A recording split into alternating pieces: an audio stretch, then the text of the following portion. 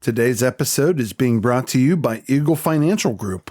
From fractional CIO to tax prep and everything in between, Eagle Financial Group can help. Find them on the web at eaglefsg.com. We have all heard the phrase, physician, heal thyself. The conversation on today's podcast invites us to consider one way to do that, which I'm going to call physician, express thyself. My guest today, Dr. Jean Robey, is a hardworking and deeply thoughtful nephrologist in the Phoenix, Arizona area. I invited her on the show because in addition to her clinical contributions to her patients, her expressive and lyrical writing about illness, healing, and the human condition has impacted many more on both sides of the stethoscope. As you'll hear, Jean's brilliance and creativity are in perpetual motion. Dr. Robey's path into medicine story is well documented in RX for Success podcast number 175. I highly recommend a listen to get a better sense of this gifted and talented physician. In this interview, we'll hear how pausing and reflecting and then writing impacts not only the physician-author, but in general, physician-patient relationships as well. What narrative medicine is and how it may connect with mitigating physician burnout, what translated humanism is and how this contributes to the well-being of the author and the reader. And finally, in a podcast about individuals' inflection points, we'll hear how Jean has taken the concept of inflection and applied that to her thinking about her patients. So, buckle your seatbelts, put your mind on stretch mode, and settle into my conversation with Dr. Jean Robey. Please stay tuned. There are times in our lives that change the way we see the world.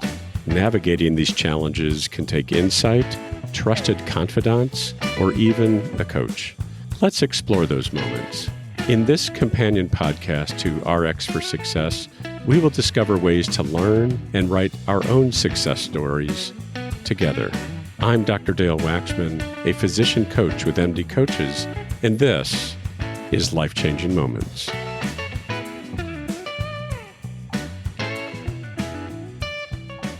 So, Dr. Jean Robey, welcome to Life-Changing Moments and back to the MD Coaches suite of podcasts. Oh, it's great to be here. Thanks for having me. Yeah.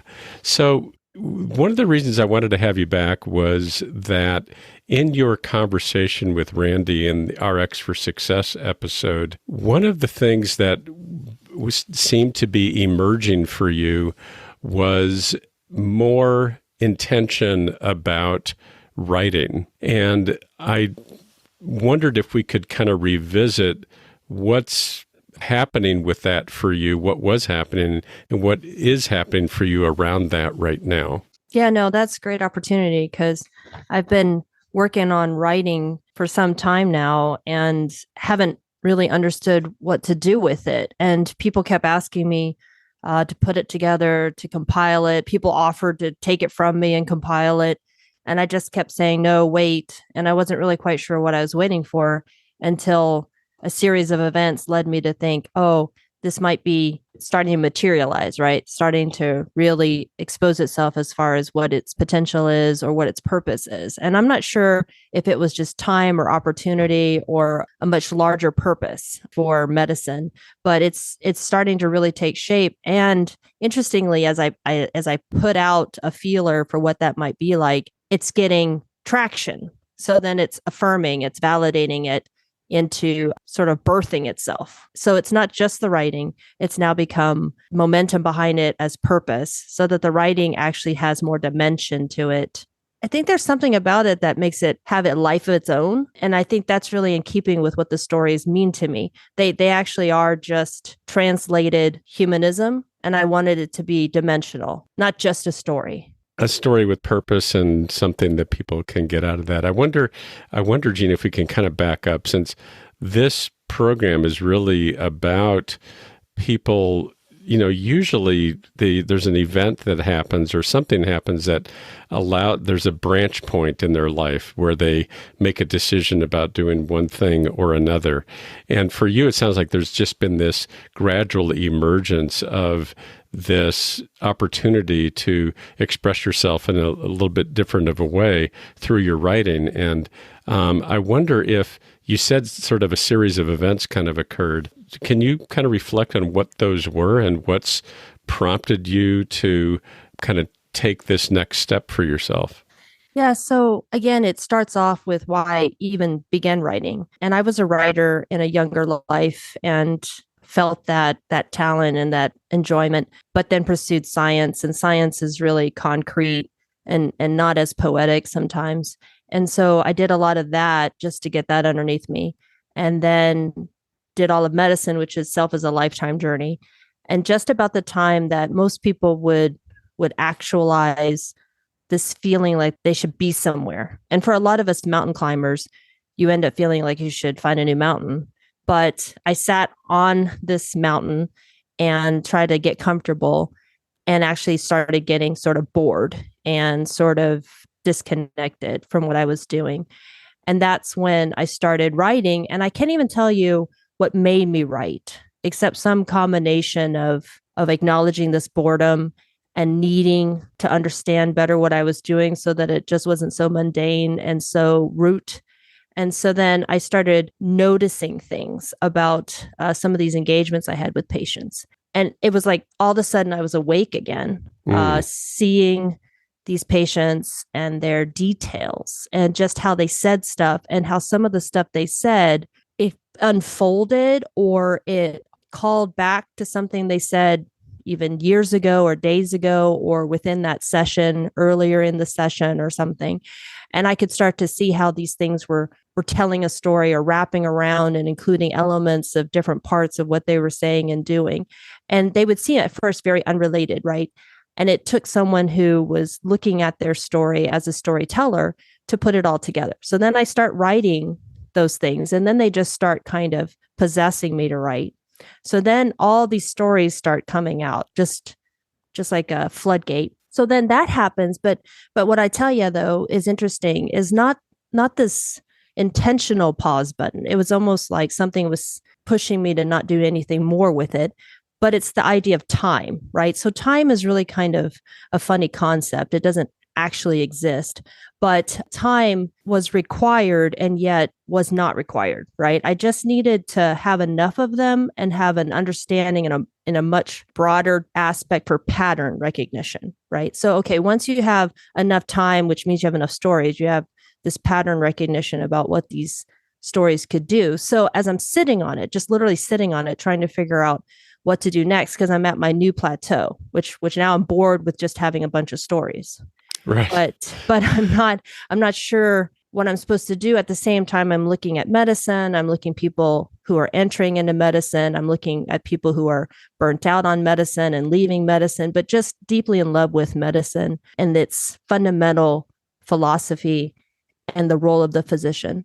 And I'm thinking, there's something about these stories that really speak to the very thing that an idealistic young person would want to get out of medicine, would want to gravitate towards joining, would want to capture, embody, and translate for all time into the human existence story, right? So right about that time, MD Coaches comes and says, would you be interested in learning more about us and doing a podcast? And it just sort of perks my curiosity about coaching, because I'm interested in coaching not executives or peers, but more like the up and coming young person interested in medicine, the up and coming person that's curious about the idealism that is hopeful in medicine. And so then I start to maybe see how these stories could be a very side invitation. You know, they're not preaching, they're not too concrete, but they touch on all the elements in a way that lets the reader see themselves in them. Today's episode is brought to you by Eagle Financial Group. Eagle Financial Group is here to help you understand your numbers and to make wise decisions. Whether it's fractional CFO services, accounting, bookkeeping, payroll, or tax strategies and preparation, Eagle Financial Group is your partner to ensure that your practice keeps on serving your patients and gives you more time to spend with your family and friends. It's time that you overcome your obstacles and get control of your financial life today. Give Eagle Financial Group a call at 719-755-0043. Drop us an email at clientservices@eaglefsg.com or visit us online at eaglefsg.com. We are a proud sponsor of the MD Coaches family of podcasts. So, Gene, just to kind of summarize where we are, what I heard you say was there's been some stories that are, I'm not sure where they are. They're in your head or they're written down, but there's some stories that have been with you for some time. And then there are various things that are happening in your life that converge, including a sense of some mundaneness, and then as well as a external influence by somebody who's thinking about coaching. And then there's this invitation, for, if you will, to actually, that comes from somewhere, to explore this and then actually put into words these stories that are happening that have a purpose. Did I quite get that? Did I get that? Exactly. And it's a work in progress, right? So it's really hard to capture each pivot point, but they're there. And it's strange because they seem to not match up. I have people say, well, that doesn't go with that and that doesn't lead to that. And I say, but it does, because ultimately the next plateau or the next level has all these things underneath it. So interestingly, your invitation to talk about inflections was part of that, because I was trying to conceptualize, what is this that just marches us along, that brings us to wherever we're going to be? Because you can always say wherever I'm at is the sum total of where I've been, right? So here you invited me to speak with you and have a conversation, but the topic was just absolutely perfect. It was perfect timing for the perfect word to perfectly describe what it is that's happening that allows this thing to have a life of its own eventually, way past when I'm gone, because it's going to be the end product of inflections. It's just a sum total of a bunch of things that happen, not just in my life, but in the people that I've captured, right? So we're talking thousands of storylines converging into one concept, which is best summarized by your podcast, which is just the icing on the cake, right? I just thought, oh my God, he did not just use this word this way. He did not just have this podcast simultaneously running where he's just asking people where they've been and what are they doing and how they get there. And I thought, this is absolutely the sum total of these stories, but for thousands of people who otherwise would never have a venue. Just to be concrete, are these stories collections of patient stories? Are they your stories as a reflection of being a physician? A little bit of both, or is it what is the source material for the stories? So they are half truths and they are shared truths. And so the moment of tingle or freeze on is when something happens, but in a very specific order. Something is said, something is done, something is happenstanced. And then that becomes the crux of the story. Everything else builds around it, and everything else is a shared experience, meaning it could be a man, it could be a woman, it could be my grandfather, it could be the guy next door. It doesn't matter. It's non-specific in a way that you can put any name, you can put any gender, but it just so happens that the details matter. And those details create the truth of the matter, but also the universality of it. Well, first of all, where is your work being published right now? So I'll be honest with you. Some of it is held back, right? Because I want the best of it to come directly from me when I finally have this collection, right? And then I have, when I've been asked to share, I've shared some of them, but they tend to be enough of a representation, but not what I would consider my best, because I don't really want to expose that quite yet. So they're published in various places. Physician Outlook had a few. They are published in 2 books that are online and you can order as a part of a compilation of other stories. And I have them on my website. They tend to actually just be held back because I'm waiting to, again, finish and figure out how to compile them, but also what would be the content. There was this entire year where my only goal was to write 100 of them.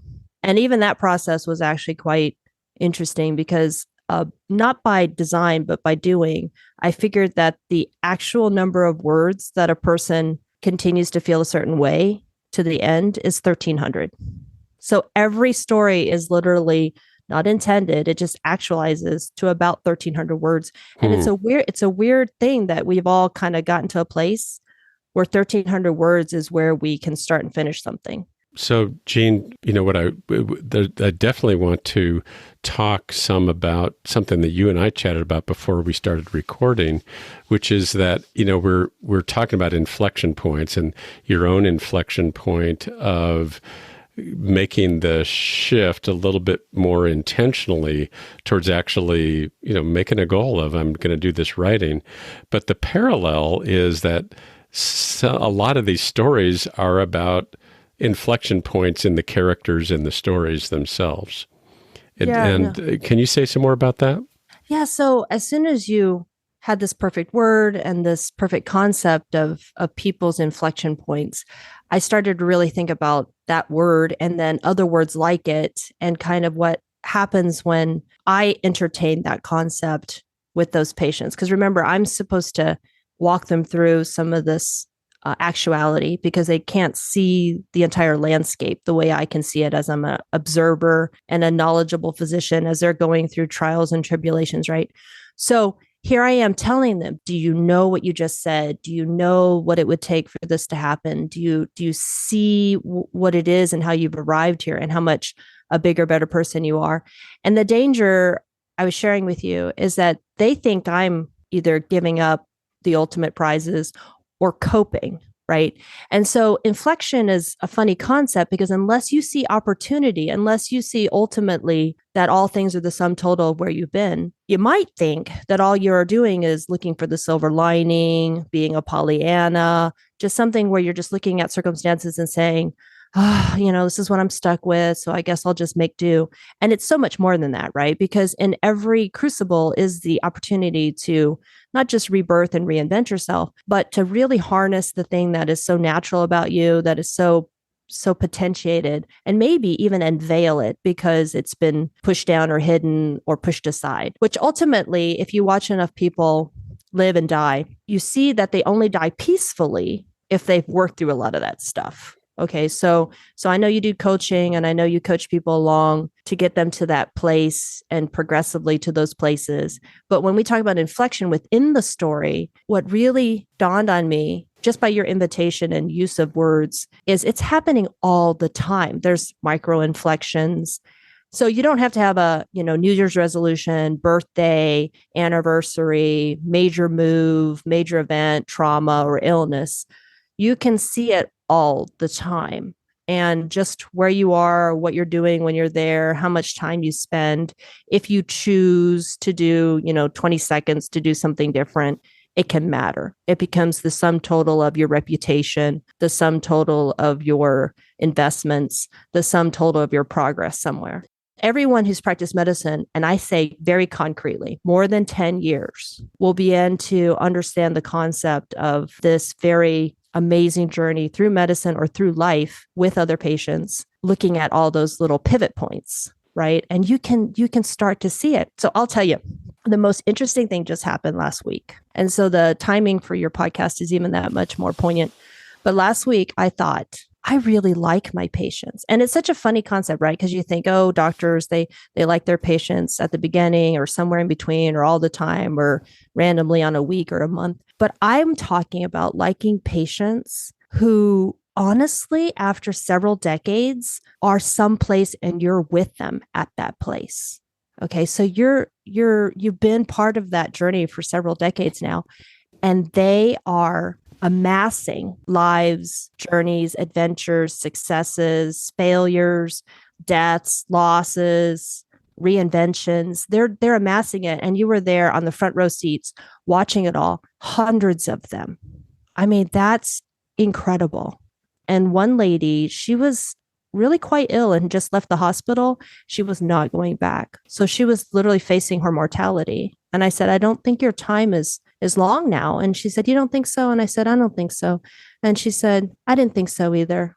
And it was sort of like seeing the closure as it's happening, which is really kind of crazy, right? The concept of being so aware. But when you say inflection, there it was. She had been with me for 12 years. We had been waiting all of her 80s to see what would happen. And here she was, 93, going to move. And I said, when you move, I think that'll be obviously your last move, but also probably organizing the end times, because you're not going back to the hospital and you barely can muster outside of the hospital. So it won't be long. And she says, well, I'm going to go back and beat my kids to the punchline a little bit. I'm going to meet up with my other son. And I said, you do that. So one of her last acts was to be by her son's bedside while he was getting a ablation or something like that. So she's lived long enough for her kids to be elderly, right? But she was designing her exit. And I thought that was incredible, because we're just sitting here watching it together. I mean, she's living it, but we're watching it. And that was such a great opportunity as a physician for me to reflect on. And I told her, I said, you're literally one of the ones that I would say, I'm so grateful to have been with you this whole time. Jean, let me just ask you something. There's a lot of different directions we can take this conversation, but I want to say what's coming up for me as we're talking is and correct me if I'm wrong, but I'm hearing you say that as you have decided to look more closely at these stories, that has enabled you to actually be more open to the stories that are in front of you, that have always been in front of you with your patients. And there's this quality of pausing and being with, I'll just say, the being with the patient, beholding the story, and co-creating the story, reflecting on the story all at the same time, and really enjoying the power of that reflection. Am I getting that right? Oh, absolutely. And I think what makes you such an outstanding coach is that you can give that feedback and you can make it very streamlined and simplified. Because I'm a verbal processor, but also what I have the hardest time doing is inviting people into a world of complexity, where I'm like, look at over here and hold this. Will you hold this for a second? Okay, let me show you this. Hold on. Let me explain it a little bit. And then hold this. Okay, you got that still? You didn't drop it, right? And then I pick this up, and then you perfectly streamline it. But it is all of that all at once. And it's so magnificent, because when I walk into a room now with these established, or let's say very new patients, it has the same energy. It's let's get busy, let's get personable, let's get intimate about stuff, and know that we're going to go somewhere. We're going to have a longitudinal endpoint, right? And so it turns out that one of my curses is always seeing people's potential. And so people, they say, oh, you made it up, or you hold on to this thing with dire hope. I mean, you'd probably make a psychopath a saint. And I think maybe, but maybe not. I'm still very realistic, and I'm still very accountable. So having this mixture of fundamental characteristics, I feel like just because you see someone's potential doesn't mean you're, carried away or fantasizing. But what you can do with that idealism and ability is to really launch them into whatever they've got going. Their cards are their cards.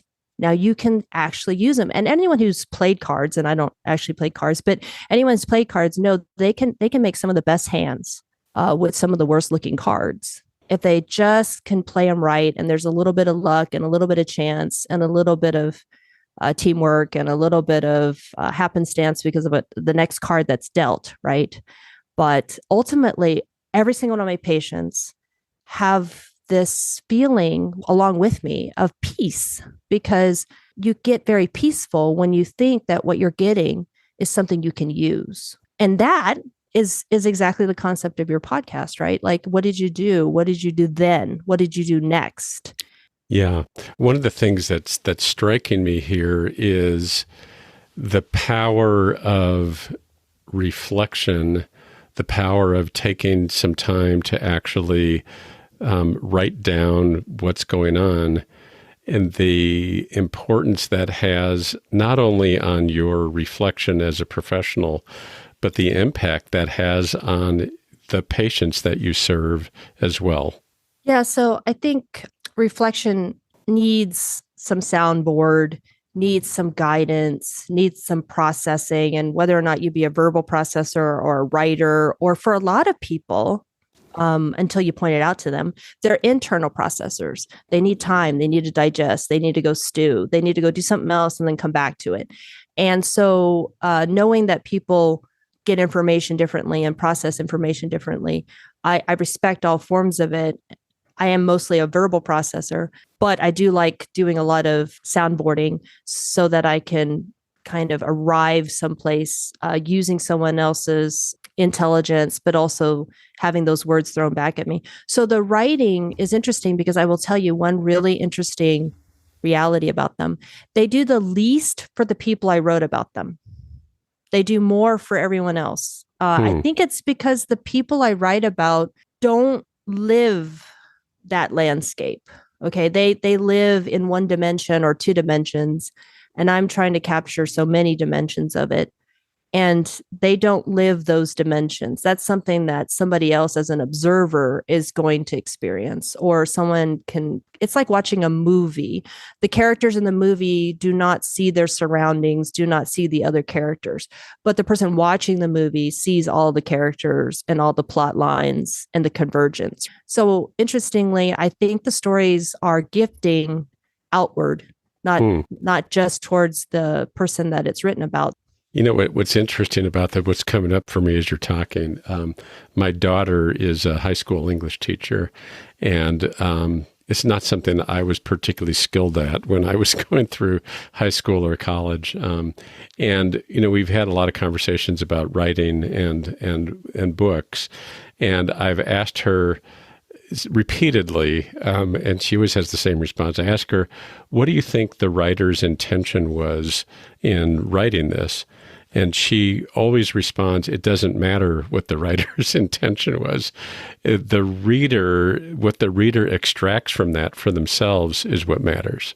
I agree for sure that the audience is sort of really almost 100% unpredictable that way. They're going to garnish whatever they're going to garnish. And so you throw it out there almost like raw meat and hope they do something with it. But I don't know. I think there's a potential for a design, a potential for understanding what the writer's doing or why the writer would do it. But it gets to be so complicated. And then eventually it means very little. And it also erodes the experience, right? So like, it's almost like you're curious and you want to get to know this author, you want to ask, and then you kind of worry that you'll be disappointed. It's like reading a book and watching a movie. It just wasn't quite what you thought he'd say or she would explain about her concepts. But it's all there. The potential to have all truths there for the writer and for the reader and for who it was written about is there.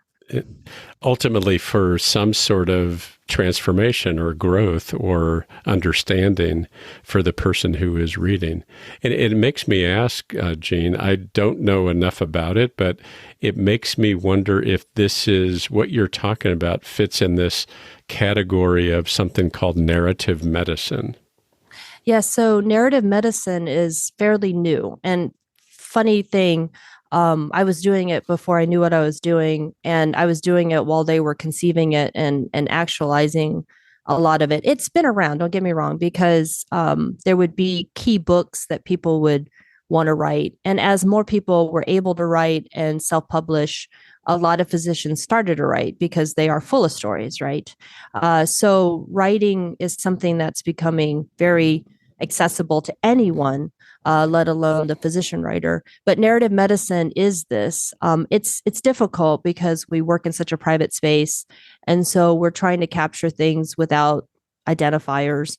And so we're trying to be respectful of privacy, but yet be open and honest about a human experience, because it's so important to medicine, but also to the human experience, right? To allow people to profit from commonality and universal struggles and successes. So I think it's really gotten a lot of traction. And interestingly, there's been spins on it as far as how we can utilize it to help also the physician when they're going through burnout and when they're trying to express themselves and the secondary trauma that they experience. Because a lot of physicians have a very mature sense of empathy, and that mature sense of empathy tends to erode them because they're suffering with hundreds of thousands of people, and they're trying to stay emotional. They're trying to stay connected. They don't want to get callous, but that comes with such a cost personally, because you bring home that energy, you bring home that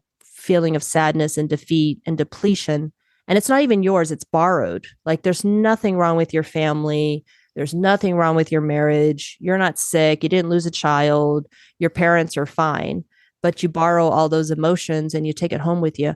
But if you could write it down as dissociated from yourself as an observer, you might be able to work through some of it, set it aside, compartmentalize it, or at least, separate it from your own personal affairs, and then also still be able to wake up the next day and engage fully all that empathy and all that compassion. The other side of that I see, because I'm not particularly interested in writing. I mean, I think I have a lot of stories, but I don't actually enjoy the actual writing part of it. But reading something that I can identify with and relate to that makes me feel less isolated and less alone in the experience of being a physician is also narrative medicine in my mind. Yes, exactly. And so there is this other dimension, and it's really got so many to it, but like this dimension where people have said to me, I relate to that. That's something that happened to me. I just couldn't put it down. I couldn't put it in writing. And a lot of the stories are tragic and yet somehow peaceful, because at the end, there is a way to wrap it all around, not in a way that's contrived or artificial, but in a way that's respectful of what it was at the moment.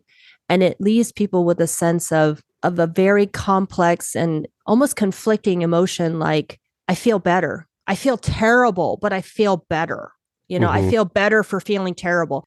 You have a gift of making clear what is a universal human experience, and that giving that to others to actually read and to digest and then realize I'm not alone is a huge gift to people who often in our profession, we tend to isolate and think that we're the only ones going through some of this stuff.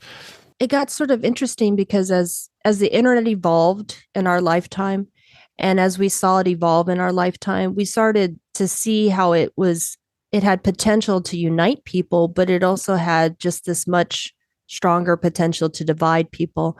Yeah. And there's something about the atmosphere that will never change, that society is starting to try to design its own endpoint.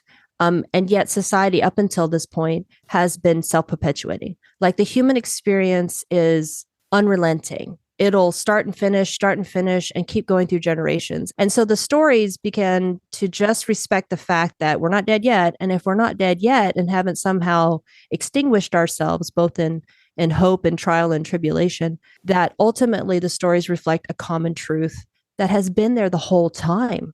Jean, let me just ask, what we've kind of covered here is the benefit of story, both for the telling, the reading, the receiving, and even the impact that has on our patient care. And I want to kind of bring it back to you. And there was this kind of energies that conspired, if you will, that got you to actually commit to putting some of these down on paper. So my question is, you've talked very eloquently about how this has impacted you in your relationship with patients. So what's next for you? Where do you see this going for yourself? So me and a lot of people, we don't do anything till we have to.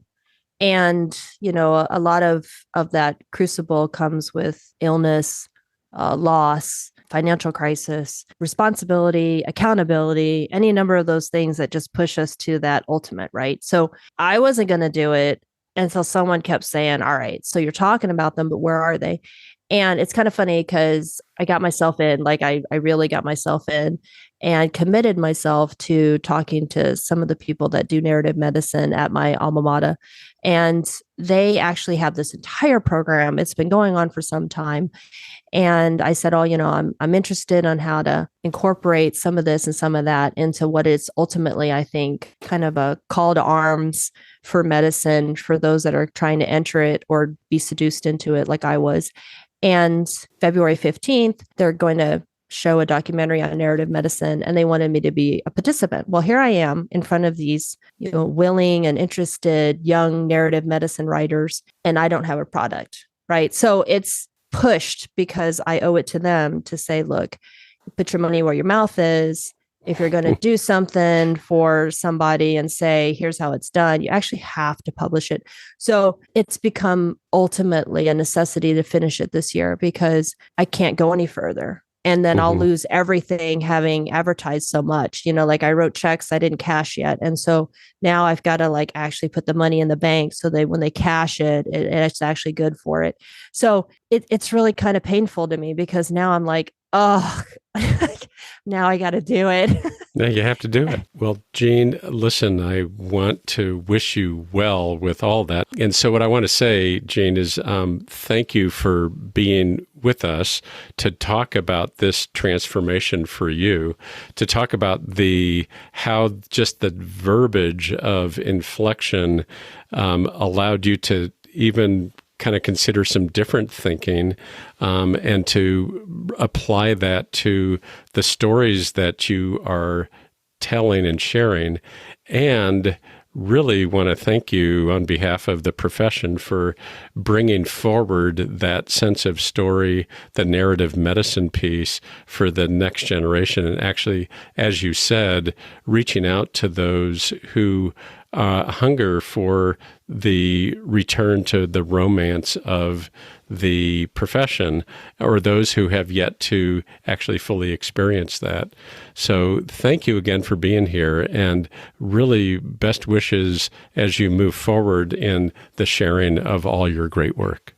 Well, I appreciate this opportunity, and I will tell you that ultimately the timing of it was really just perfect because you're part of the why. And so when you ask your daughter or anyone should wonder why, I can always say, here's this podcast, just listen to it.